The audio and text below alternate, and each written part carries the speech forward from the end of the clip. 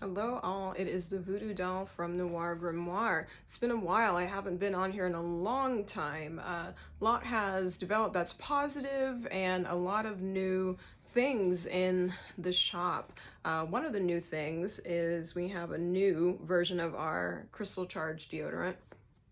This is it. There are several different types of crystals in the shop. So basically it's charged with intention depending on which crystal is attached to it. It is a charcoal deodorant. It's all natural and doesn't have any of that BS in it. So that's in the shop. That's good. Once that is gone, it is gone for the year. I switched focus and I'm doing different products. So we have a little of that left. Also, I've been teaching weekly for Nick Haunted Diary on Instagram. Every Friday I'm teaching, and if you would like to see our syllabus or join any of my classes so I can see all of you guys face to face, the website is Haunted Diary Events, and it only has one D in it, so it's haunteddiaryevents.com. I'll put that down below as well. This video today is about one of the classes that I have taught for this forum, and it's on shadow work. And I know we have a video and we talked about shadow work before, but this is kind of shadow work 3.0. It's one of the things that is the most important thing to do for yourself, and it is kind of a magic spell, if you will, once you master it. I've kind of added some more notes to it that I didn't have in the first video. When I taught this class a couple weeks ago, it was a huge success and everybody was able to pull things out of themselves with the extra information that was in there. Now, it is a 3-hour class that I taught. I'm kind of truncating it and giving just the bulk of it here. I don't want to make it too long, but these are some pointers that you can do if you're still trying to work on your shadow work or you don't know what shadow work is. Hopefully this will give you an idea of what it is and an overview of how to start pulling that to the light within yourself. So first of all, what is the shadow? So Carl Jung is one of the people that coined the term our shadow. It is our subconscious. It's kind of like a program that plays in the back of our mind of the darkest crags of ourselves that we're not really proud of. It's usually something that we hide or suppress. We have a tendency to label things as good and bad within ourselves. So you would say the shadow is something that we have labeled as bad. It's something that would probably be embarrassing if it got out. It's something that we judge in other people without even knowing. So our shadow is that defunct program that runs in our subconscious. And the danger about labeling things good and bad is when you start to label things in yourself as bad, we suppress them, and we also tend to judge harshly other people that possess and exemplify those characteristics. Energy is energy.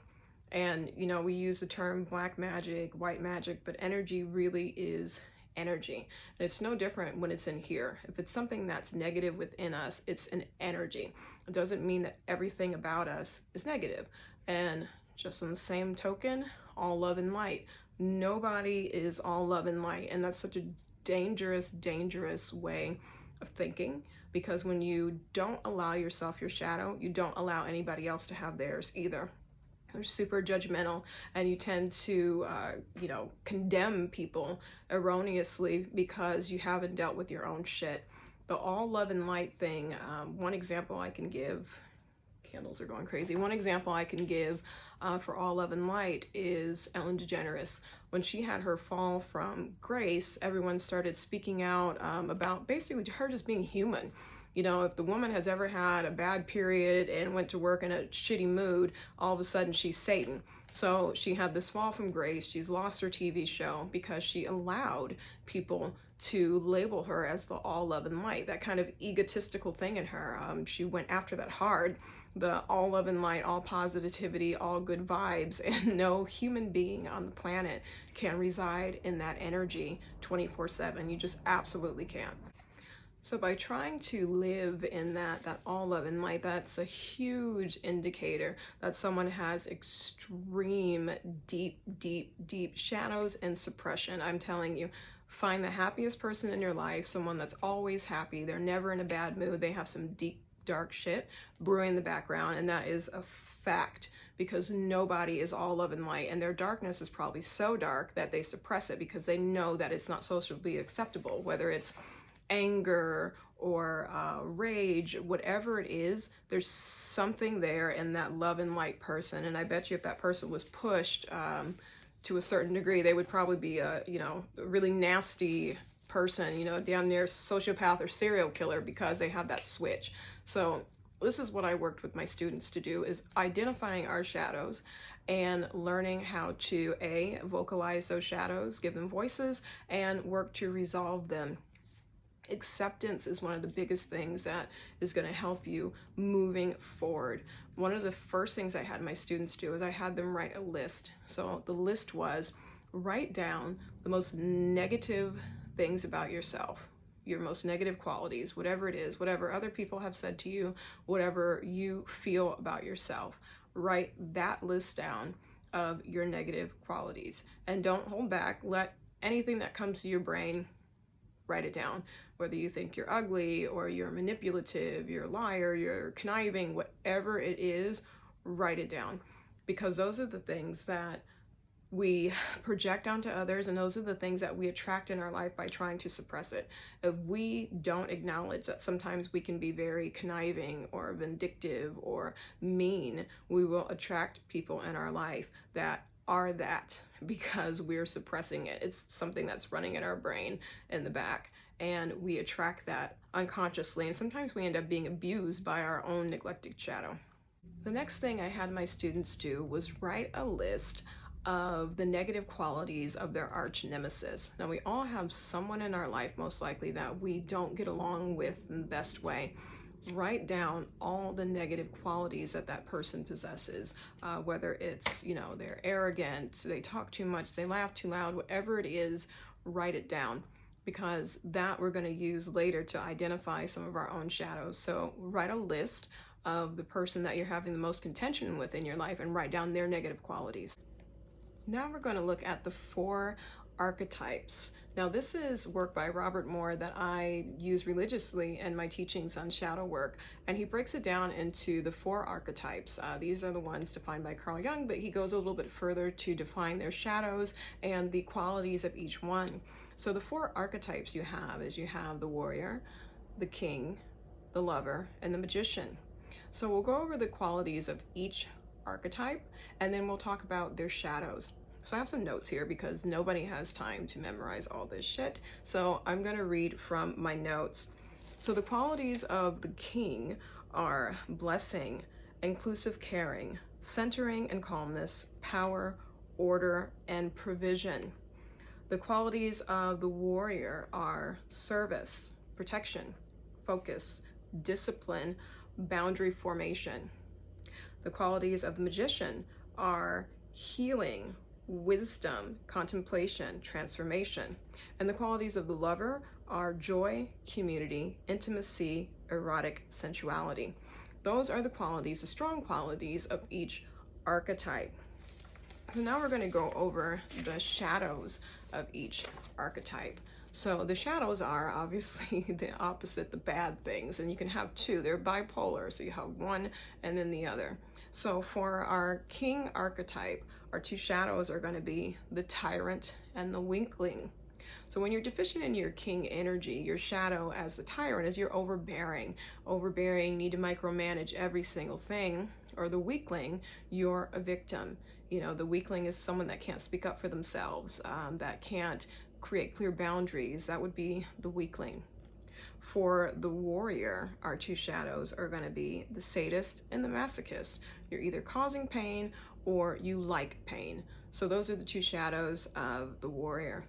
For our magician, the 2 shadows are the detached manipulator and the innocent one. And we all know that person that is instigating shit all the time, but they never see it, or they claim they never see it, but they're always causing all sorts of bullshit. That would be your detached manipulator. They're pulling the puppet strings, and then they'll deny that it's their hand.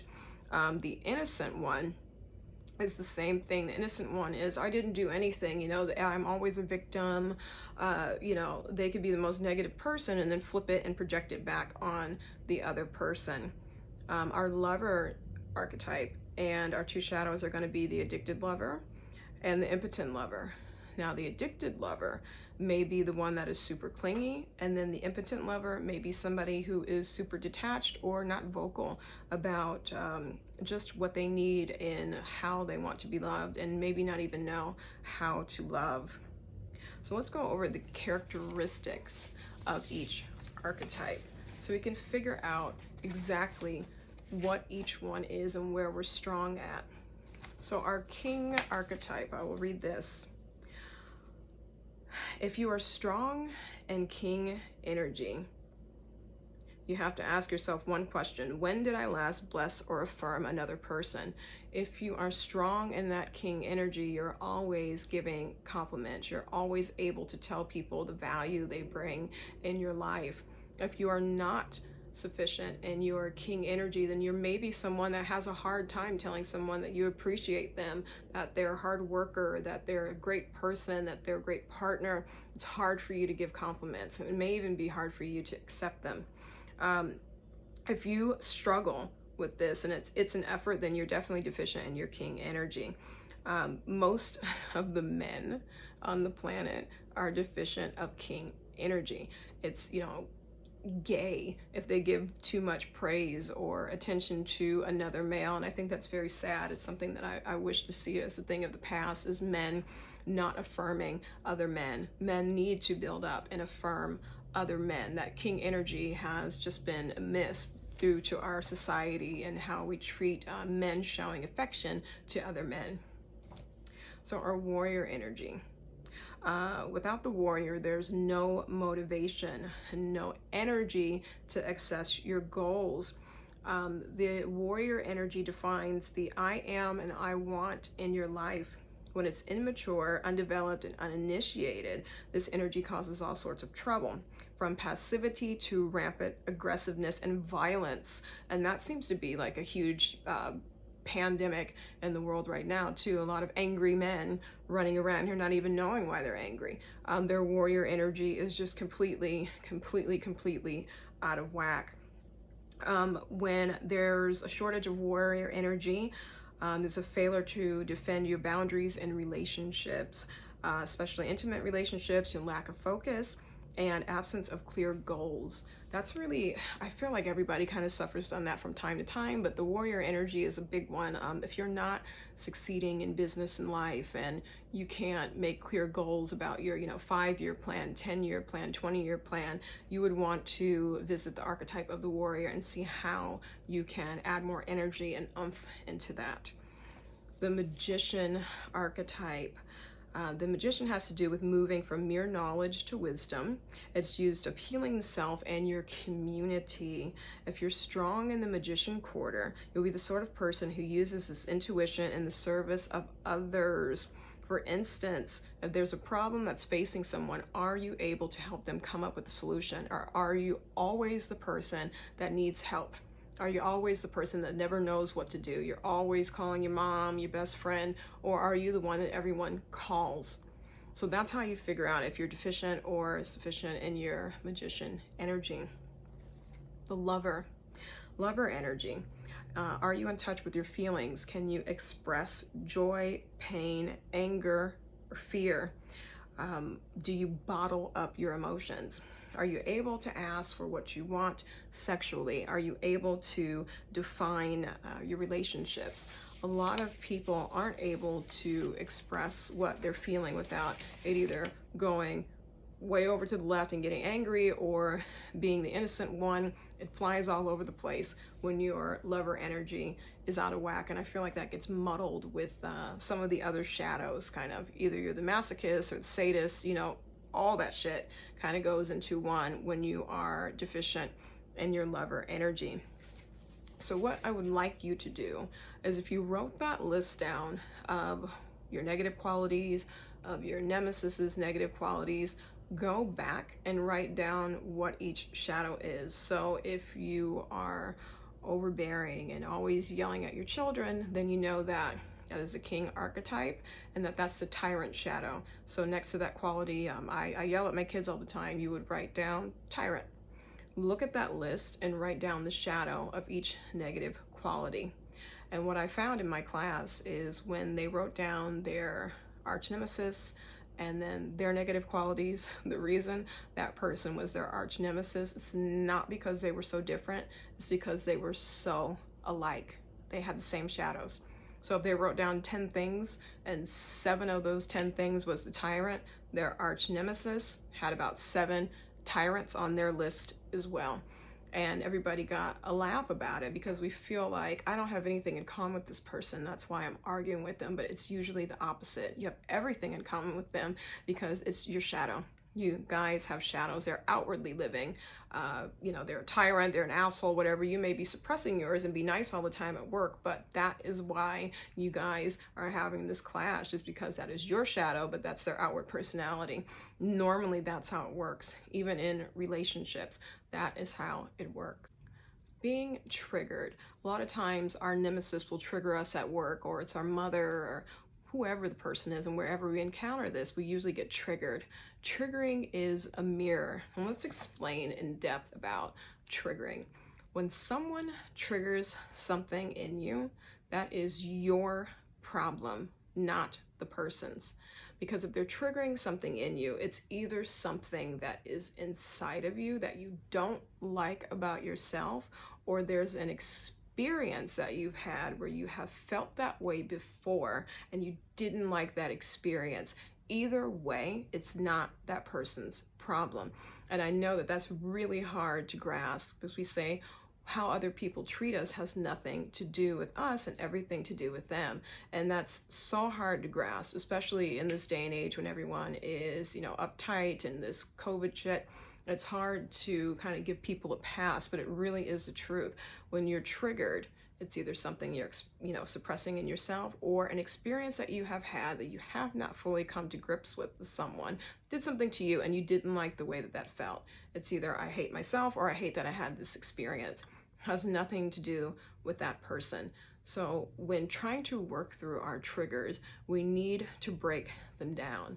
What triggered me? Was it the person's tone of voice? Was it a word they used? Was it their posture? Were they standing too close to my face? What completely triggered you?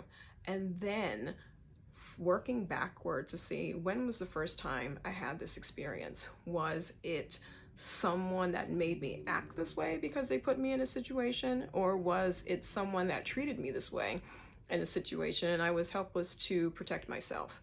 There is a surprising thing, a healing that comes with that when you work backwards. And in my class, we worked backwards several times, and I'll briefly go through how we regressed and try to identify our triggers and our point of origins.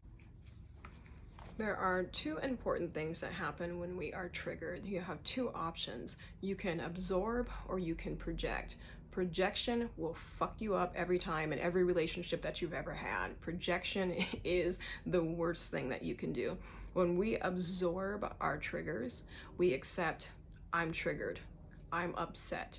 I don't know why I'm upset, but I'm feeling some discomfort, whether it's aggression, rage, sadness, I'm offended, whatever it is, this is going on in my body. I'm having an emotional response to the energy exchange that I just had with this human being. But I don't know if this person is intentionally trying to offend me. I don't know if I'm just offended. I'm going to take this moment and I'm going to absorb it. I'm going to think about it later if you have to. Write it down in your journal if you have to, and keep a log of things that have triggered you, and work through the triggering, to not cuss the person out, to try to think of things on that person's side. Is that person having a bad day? If they are and they took it out on you, it's still shitty, but it still has nothing to do with you. Doesn't mean you're a bad person, doesn't mean that you deserve to be disrespected. It's just energy. The energy is there and it triggered you. If you project back out, I guarantee you, half of the time when you project, you're wrong. Somebody could say something to you and you take it the wrong way because you hear through your filter of your experiences. If you grew up with a mother that always spoke down to you, the second somebody's tone of voice is a little off to you and that triggers you, and you think they're being condescending, you're going to push back on them, cuss them out, be condescending back, and the person wasn't. They weren't being condescending. Maybe that's just their tone of voice. And now you have this negative energy exchange when really you were wrong. Your filter was skewed. You have to give people the benefit of the doubt that maybe it is not them, it is you. Get to learn people. A lot of the times our little nemesises that we wrote on our list, and I hate this person because of this, they're just like us, first of all, and we wouldn't want someone to just write us off without trying to understand who we are and where we come from. We are not our shadows. Shadow is something that you move through. It's a millisecond of energy that flares up and then it's done. It's not your whole entire personality. A lot of people are so caught in their shadows that they barely step out of that into the archetype. They live in the shadows, and that's unfortunate. A lot of emotional trauma and abuse will do that to someone. So when someone is triggering you, you can absorb or you can project. Projecting is a nail in the coffin. It really, really is.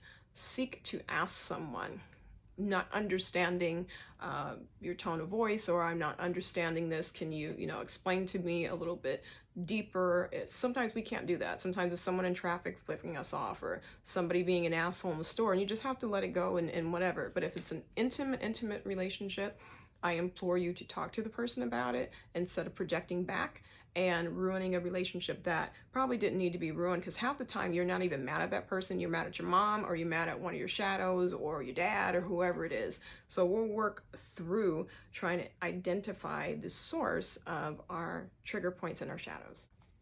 Identifying the origin points of our shadows. So go back to your list of your nemesis. Look at what you've written down. Let's just go with the example of somebody that you work with and the person is a tyrant. Every time they come in the room, your stomach flips. Everything they say to you, you take it the wrong way. Even if they're being nice, you take it the wrong way because your filter is that this person is Satan and everything they do is going to be used against them. I want you to think back in your life. Who is the first person that treated you this way? The reason we identify this energy is because we've experienced it before. If you've never experienced it before, you can't identify it to where it's a trigger. So if you have somebody in your life that is a tyrant and you're always triggered by that, who was the first person that treated you like that? Or who was the first person that made you have to act that way? Because a lot of us have been pushed over or abused maybe, or ignored, and it made us act out in the opposite. We became the tyrant, the loud one, the rude one, because that's how we had to survive. So identify that origin point. Who does this person remind me of? And write down your first memory or exchange with that person. Most likely the experience has happened in your formative years. Your formative years are the age between 0 and 6. Those experiences shape who you are for the rest of your life. It's so important, if you have children, to really be delicate with them and work on their character development between the age of 0 and 6, because it is proven that once those ideas form, it's almost impossible for them to break. Children by the age of 6, they know if they believe in God or not, and they usually know their sexual orientation. So those years are very important to protect your children. Go back in your mind and think of the first experience you had where you had to act this way, the shadow that you're identifying in the other person, or the person that treated you that way, and sit with that for a moment. Now go back to your list of your nemesis and ask them a few questions. I have 4 questions here that I ask my students to ask their nemesis. You're going to say this out loud and may actually even feel weird and funny to say it, but when you talk out loud, it's kind of like an automatic download. You're talking to your subconscious and answers will pop into your head. I want you to write down the first answers that you have. So speaking to your arch nemesis, you're going to ask them these questions. Why are you doing this to me? What do you want from me? What are you trying to show me? And what do you have to teach me? And you're going to write those answers down. Some of the students, when they said this, the common answer was, well, because I can. Because you're an easy target. Write down whatever it is that comes to your mind about this arch nemesis when you ask them questions. Then we're going to go to the person that you identified as the person of origin, that either instilled these shadows in you through experience, or someone that treated you that way. And you're going to think back and wonder, you're going to wonder, why are they doing this to you? But you're going to look at this person in a different way. First of all, you're going to think of yourself as a child. Think of that instance where they're doing the thing that they're doing to you, or making you act in a certain way by the way you're treating you. And you're going to apologize as if you were them to your child. So to make it simple, imagine you're a child, you're 5 years old. If it's your mother that was always talking down to you, you're going to think out loud and apologize to your child self from your mother. So it would be something like, mother, I identified that you were the tyrant that I keep seeing in every person that I hate. It's actually you. I hate you. I don't hate this person. I have nothing really against this arch nemesis that I identified at work. Really, it's you that I can't stand. And you hurt me, and you are always belittling me. So as your mother, then you would say, I'm sorry that I did that to you, and let the thoughts flow. A lot of the students came up with, answers of why the person was doing it to them without even ever talking to their parent. For instance, if your mother were apologizing to you, I'm sorry that I'm overbearing and that I'm always belittling you. I have so much anger and stress in me. Your father left. I have to work 2 jobs and I don't even get to enjoy your childhood because I'm always at work. I feel like a failure as a mother, and I'm trying my best to provide and I'm failing, and that makes me feel even worse. I'm devoid of joy and I take it out on you, and it makes our relationship suffer, and it makes me withdraw because I feel like I can't get back to square one with you and make it right. Whatever comes to your mind, write it down. So your mother has just apologized to you as that child. As the child, you're going to accept the apology. Accept it wholeheartedly. As a child, we speak very simply. It could just be something as, I forgive you, mommy, and you're always going to be a queen to me. Mother is God, and you're still that goddess to me, and I forgive you and accept your apology. Sit with that for a minute, and then we regressed a little bit further in our class. We went ahead and thought, who instilled these shadows in the person that offended us? I'm going to keep running with the example of if it was our mother that is the tyrant that we keep identifying in every person. She's a victim too. Probably she grew up in a household where maybe she was overlooked and she had to kind of fight her way with her siblings, or whatever the situation is that made her that way, where that shadow ran amok for her. And offer her an apology. You don't have to know for who instilled this in her, but offer her an apology. Imagine that person that you've identified as your person of origin as a child. Imagine them no older than 6 years old and apologize to them as a child. If your mother's name is Evelyn, you wouldn't say, Mommy, I apologize. You'd say, Evelyn, I'm so sorry that you've grown up in an environment that made you mean. I understand that you're just a child and you couldn't protect yourself from your siblings, and your parents were never around to install order, and this is just how you became to survive. I'm sorry that you weren't able to be soft as a young lady. You had to be hard because of the circumstances that you were in, and apologize to that child of the person that you identified as your point of origin, because they are a victim too. Nobody chooses to walk around and be a stark raving cunt or a lunatic or whatever it is, a narcissist. No one chooses to be that. This happens to us when we are children, and it is who we become. And because we haven't healed our shadow, we go out and we project it onto the world, affecting everyone around us, everyone in our lives, everyone we try to love, and then damaging them, and so on and so on and so on. That's why it's kind of like our worldly duty to become sponges and absorb every single thing that we can, because when you absorb it, you kill it. When you absorb it, you stop projecting it onto your children, you stop ruining them for the next chick that's going to try to date them when they're old enough to date, or the next man that's trying to date their toxic asses because you have made them that way, because someone made you that way, and so on and so on and so on. This is how you break generational curses, is by doing your shadow work. It is that powerful to stop that abusive cycle.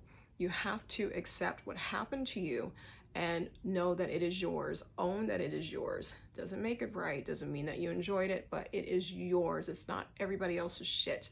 So if you grew up hard and you had to be the tyrant, or you had to be the sadist, accept that that happened to you and it formed you into that way, but that is over.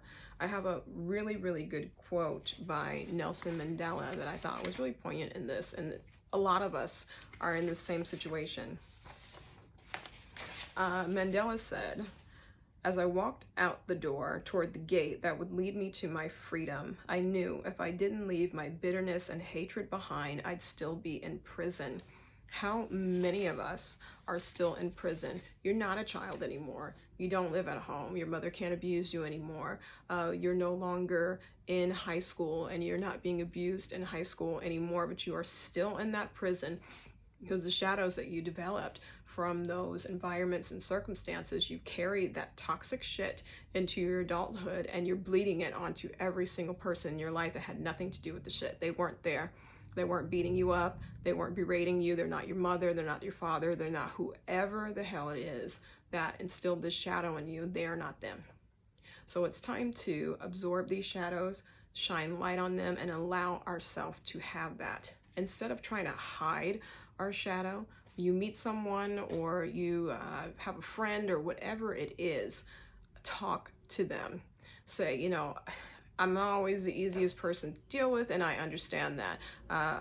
I don't mean to offend you, but if I ever say something that offends you, then please let me know, because I have a tendency to not be able to monitor people's emotions. Sometimes I'm a tyrant. Sometimes I'm a sadist, and I'm working on it. Stop trying to hide your shadows and talk to people about them. If it's someone at work that is constantly triggering you and they are abusing you and you know they're abusing you, call them out on their shit. Hey, you know what? I really don't like the way you speak to me like that, because it reminds me of my mother. I grew up abused, and every time I hear that tone, it makes me nauseated, and I have a flashback. And even though I know that it's not your fault, I'm just letting you know that it has a physical and emotional response in me when you treat me that way.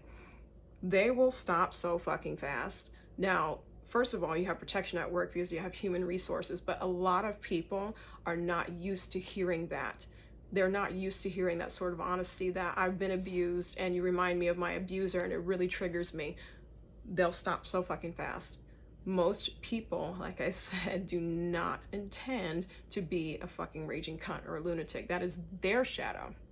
So when you're telling them that I've been abused and you're reminding me of this, they'll most likely stop and check their shit.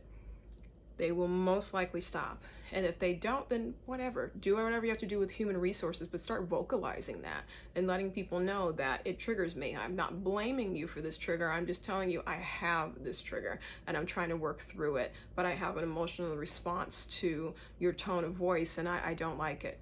And work through those things with people and allow people to tell you things that trigger them without getting re-triggered and trying to project onto them. If someone cares enough about you to say, hey, Karen, you know, I really don't like it when you accuse me of things and you don't allow me to tell my side of the story and you just assume the worst, it really hurts my feelings and it triggers me, reminds me of my dad that used to do that to me when I was a child. Whatever it is, talk it out with people. Talk, and communicate. The more light you shine on your shadow, the less power it has, because when it pops up again and you've already talked to that person, they're probably not going to take offense to it at all because you already told them, hey, I have this thing. This is how I react. Sometimes it's not always right, but it's a trigger and it's something that I'm working on. I guarantee you they'll stop taking offense to it every time it happens because they know you're aware of it, you know they're aware that you're aware, and you're working on it. And work on that. Don't just say it and not improve your action. Actually improve it. The best apology is change behavior. Start working on the thing that you have expressed and it will lose power. It's just so important. Apologize to your children. When you hurt your children or your children trigger you and you start screaming and yelling, when you get your wits about you, have a conversation with your child. Apologize, and I'm sorry I did this, but listen to me. This is a trigger. I don't like when you do that. And when you do that, it makes mommy react this way, and it's because my mom used to do that to me. Talk to your kids are more cognizant than you will ever know. So make sure that you're having those conversations with your kids too, because you do not want to create a problem for the next generation of people that are going to be interacting with your kids. We want to kill this and make as many absorptive sponges as we can that can deal with shadows and kind of get this under control, because shadow is just out of control in this generation. It really is. Take a note to patterns as well. Patterns will also give you a shadow identification. If you're always dating somebody that is abusing you, how do you feel about yourself? Have you chosen yourself completely? If you loved yourself completely and 100% in all your shadows, you would not allow someone to abuse you. So there's some positivity that can happen there. You can start digging there. Do you always date people that leave you? Have you fully invested in and married yourself? Are you your number one priority? Do you like yourself? Sometimes we don't even like ourselves and we don't know that. And we date guys that abuse us or women that abuse us or take advantage of us because of our relationship that we have with ourselves. We are not in love with ourselves. So if we're not in love with ourselves, how can we attract anybody else that's going to be in love with us? So look at patterns in your relationships and identify that brokenness, the archetype, the shadow, and work from there. And also expect opposition on this path. When you start working on your shadow, people are going to come for you. It's going to get harder for you. You're going to start noticing a lot more bullshit in your life and things that you don't like, and that's okay. When we start elevating and raising our energy, it alerts other people. They may not even know what's different about you, but something may annoy them, and they try to bring you back down, because if you work on yourself and you elevate, then they either have to too, or they have to get out of your life. So expect opposition on this path of shadow, because it is absolutely 100% coming if you start to elevate yourself spiritually. So I hope that gave you a little more insight to the shadow, give you a little bit to work on, and working on points of origin and just things to heal. The book that I used is Robert Moore. It's King, Warrior, Magician, and Lover. It is an amazing book. It gives you all the archetypes. It's kind of written geared towards men, but women can definitely benefit from it too. So thank you again for watching. I hope you all have a great holiday, and we'll see you all soon.